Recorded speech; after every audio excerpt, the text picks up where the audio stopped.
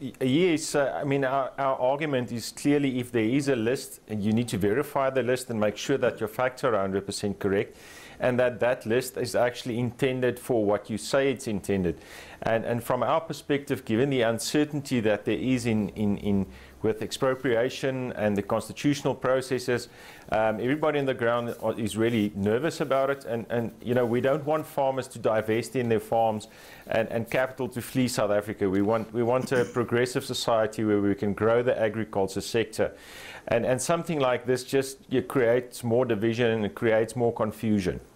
Is that what you think, that this list that has not been verified will actually lead to farmers divesting?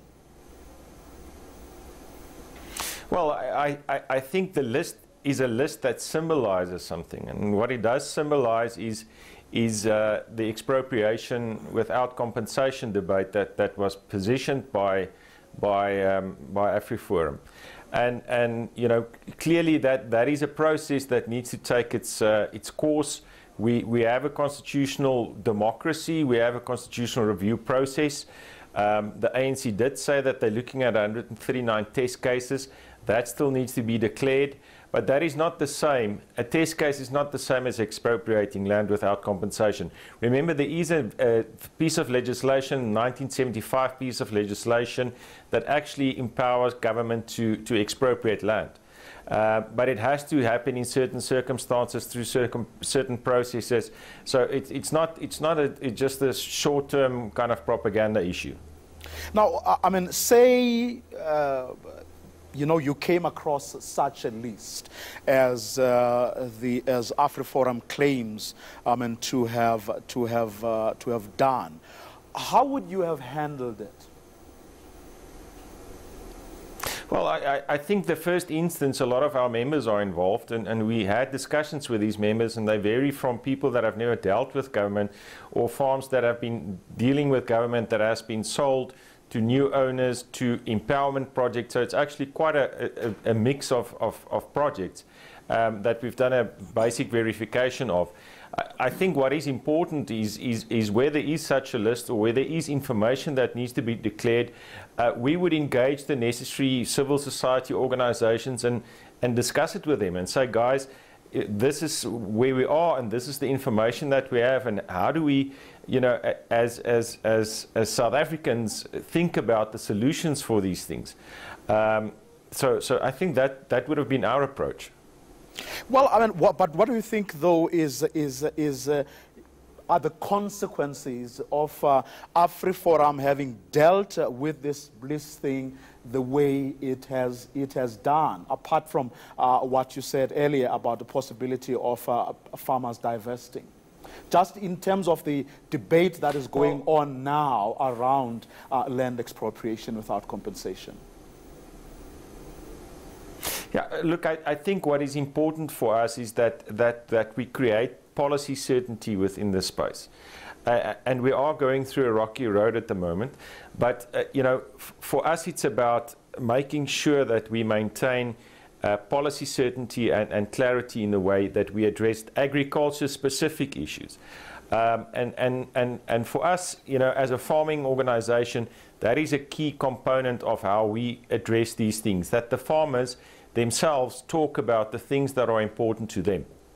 Well, there are people who suspect that what AfriForum is trying to do now is to discredit the process that is ongoing, the hearings that you've seen, where people get to talk about how they feel around land expropriation without compensation. So what this list thing is now going to do is going to discredit that particular process and suggest to people who may be worried, who may even have exaggerated fears, it will start saying to them, irrespective of this process, these people are going to go ahead and do take away your farms anyway. Do you share that view? Yeah, look, I mean, yeah, I cannot vouch for what the strategy behind the list is, and what is the end goal. I can only speak from the agriculture sector. And from our perspective, it's very important that we deal with these matters sensibly and that we verify our facts before we make public statements. And moreover, that we engage the different sectors of society in order to get sustainable solutions for the agriculture sector going forward. Do you have faith in the system that, in the parliamentary process that's been going on? Yes, I mean, we've been participating all along in the parliamentary process. We've given our inputs to the Constitutional Review Committee. We have participated in all the provincial sessions. We've also submitted our own submissions through our various affiliates in the organization.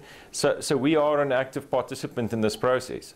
And so far, you have no reason to doubt whether that process will yield the kind of outcome that perhaps all of us will be happy and proud of.